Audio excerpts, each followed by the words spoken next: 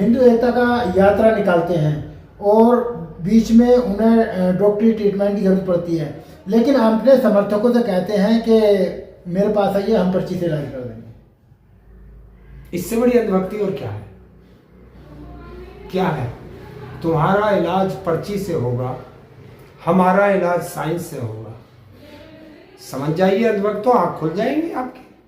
और अगर अब भी आपकी आंख नहीं खुली तो फिर पशु में और आप में कोई समानता नहीं है। लेकिन है तो एक सनातन एकता पद यात्रा निकाली है ना, हिंदुओं को एकजुट कर रहे हैं।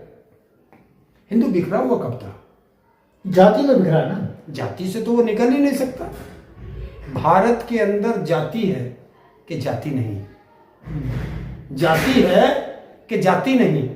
तो जब तक भारत देश रहेगा तब तक इस देश में जातियां रहेंगी। लेकिन धीरेन्द्र शास्त्री तो ऐसे पहले बाबा हैं जो जातियों को खत्म करने के लिए आगे आ रहे हैं। देखिए ऐसे जने कितने आए, ऐसे ढोंगी बाबा कितने आए और कितने चले। खिलाड़ी, कलाकार, सारा देश इकट्ठा हो रहा है। कौन कह रहा? आपने देखा नहीं? जब जिसके सरकार साथ में खड़ी हो तो मतलब अमेरिका वाले भी आ जाएंगे, चाइना वाले भी आ जाएंगे साथ। सरकार खड़ी है जिसके साथ, वो चाहती है देश में हिंदू मुस्लिम का एक, मतलब अगर कलाकार आ रहे हैं मुंबई तक के, तो वो जितने ये कलाकार आए, खिलाड़ी आए, जो भी आए, कभी बच्चों के लिए शिक्षा के लिए आए क्या सामने? स्वास्थ्य के लिए आए क्या कभी मैदान में? महंगाई के लिए आए क्या मैदान में? क्या कभी जब 13 महीने तक किसान रहे इनके मुंह में दही जम गई थी क्या? जब किसानों के लिए, देश के अन्नदाता के लिए, जिसका उगाया अन्न ये खाते हैं, तो फिर इन बाबाओं के द्वारा बेचे जाने वाला गौमूत्र पी लेते और गाय का गोबर खा लेते। खाए ना उसको, फिर अन्न क्यों खाते हैं किसान का उगाया? देखिए, लेकिन करोड़ों लोग बाबा के साथ हैं और बाबा करोड़ों चल नहीं पा रहा, वो डॉक्टर के पास है। जो तुम्हें अपने पास बुलाता है वो खुद डॉक्टर के पास है। उनका कष्ट भी तो देख लीजिए आप। क्या कष्ट है? 100 किलोमीटर नहीं चल पाया। जो अपने आप को कहता है मुझे हनुमान जी का, मैं हनुमान जी मेरे साथ है, बात करते हैं उनसे, बात करते हैं। जो तुम्हारी पर्ची निकाल देता है कि भविष्य में तुम्हारे साथ क्या होना है, उसको नहीं पता था कि तू यात्रा निकालेगा तू बीमार पड़ेगा। अपनी पर्ची निकाल के नहीं देखी उसने, नहीं देखी ना। नहीं, अपनी क्या देखी? और जिसे पूरा देश, पूरी बीजेपी कितने हजार करोड़ रुपए लगा करके पप्पू साबित करना चाहती थी, वो कितने हजार किलोमीटर पैदल चल लिया। और एक टी शर्ट में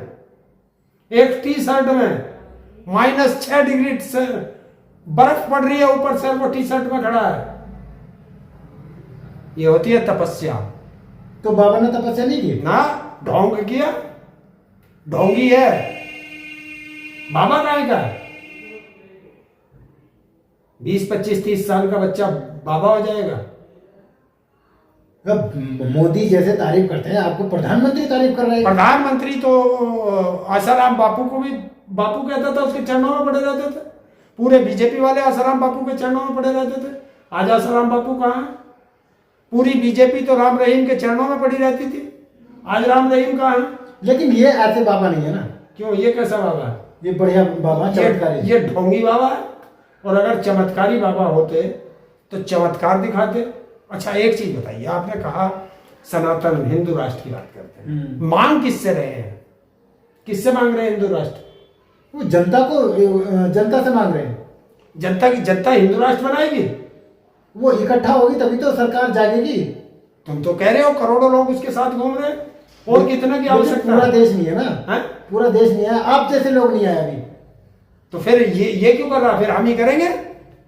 अगर हम जैसे लोगों से हिंदू राष्ट्र बनेगा तो फिर जब हम चाहेंगे जब बनेगा। फिर ये क्यों कर रहा? इसको किसने कहा था? पाकिस्तान से हिंदू राष्ट्र मांग रहा है, चाइना से हिंदू राष्ट्र मांग रहा है, अमेरिका से हिंदू राष्ट्र मांग रहा है। अरे मांगना तो मोदी से मांगना, सरकार उसकी है। कहे आज से संविधान खत्म, भारत में हिंदू राष्ट्र लागू। तो अगर देखिए कोई देश में हिंदू राष्ट्र की मांग करता है, वो संविधान के खिलाफ है। हमारा संविधान इसकी इजाजत नहीं देता। बड़े बड़े मंत्रियों ने जो इसकी मांग करेगा वो संविधान का अपमान करेगा। तो कहो कि हम संविधान को नहीं मानते हैं। एक तरफ तुम कहते हो हम संविधान को मानते हैं, एक तरफ कहते हो कि हम जो है हिंदू राष्ट्र मांगते हैं, तो फिर तुम किस तरफ हो? बेतली के लोटे हो, लुढ़क लुढ़क के घूम रहे हो। लेकिन मोहन भागवत का बयान आया, उन्होंने कहा कि हिंदू राष्ट्र नहीं बनाया जा सकता। अब क्या कहें, मैं क्या कहूं फिर इसमें? जिनके ये साथ है, जिनके लिए ये काम कर रहा है, जिस सरकार के लिए काम कर रहा है, उस सरकार के गॉड ऑफ फादर आरएसएस है, और आरएसएस के प्रमुख है मोहन भागवत। मोहन भागवत ने मना कर दिया, जैसा आप मुझे बता रहे, मैंने तो देखा नहीं। उन्होंने तो पहले भी कहा कि इस्लाम 1000 साल पहले आया और अभी रहेगा, जो इस्लाम को नहीं मानता वो हिंदू नहीं है। तो अब बताओ, फिर मुझे तो कहने की आवश्यकता नहीं पड़ेगी ना। मुझे तो कहने की आवश्यकता, आरएसएस के लोग तो ये है नहीं। देखिए, आरएसएस के लोग हों या ना हो, काम तो एक ही है। देखिए, आप खेती, लेकिन आरक्षण का बीज है, उसे खत्म करना चाहते हैं। देखिए, पहले खेती होती थी, लोहे के वो लकड़ी के हल से जोतते थे, फिर लोहे का हल आया, फिर प्रोग्रेस होकर के ट्रैक्टर के पीछे आ गया। रहे जोतना तो खेती है, तो आप आरएसएस के साथ रहे या ना रहे, काम तो आप आरएसएस का ही कर रहे हैं।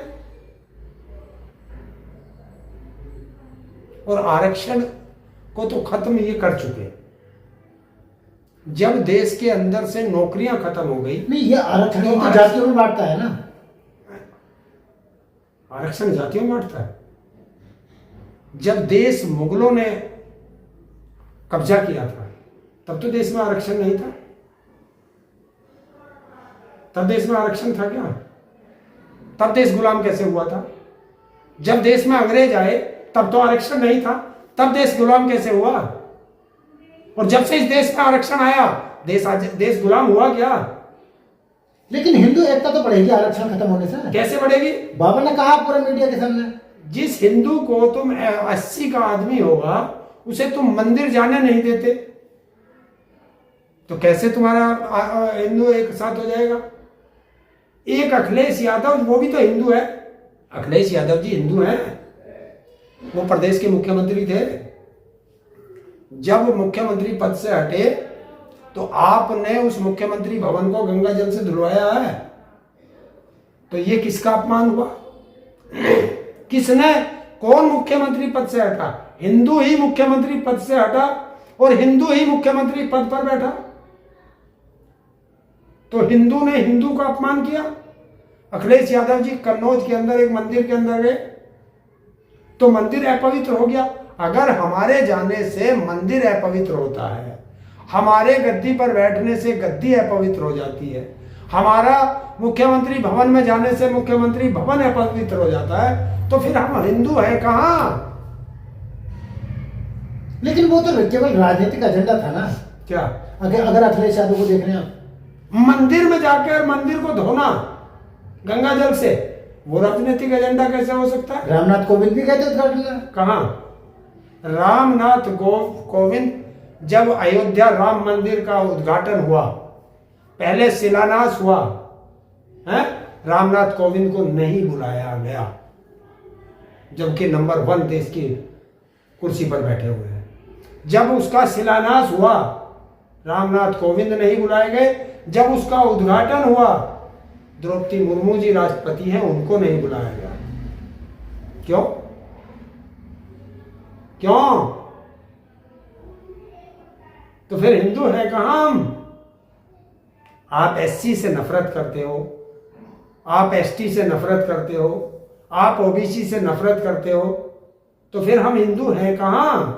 लेकिन अगर वही बात घूम के आ जाती है, अगर बाबा इस तरह की बात करते हैं तो आप जाते नहीं हैं, फिर कहेंगे कि जातियों बटे हुए। कौन बाबा करता है? धीरे शास्त्री है। वो तो एजेंडा फिक्स है सरकार का, कि अगर इन बच्चों को जो है इस धर्म के नाम पर जो है साथ में लगा के घुमाते फिरो, ताकि ये बच्चे जो हैं अपने लिए रोजगार ना मांग सके, अपने लिए शिक्षा ना मांग सके, अपने लिए स्वास्थ्य ना मांग सके, महंगाई पर ये कोई बात ना कर सके, किसान अपने फसल का वाजिब दाम ना मांग सके।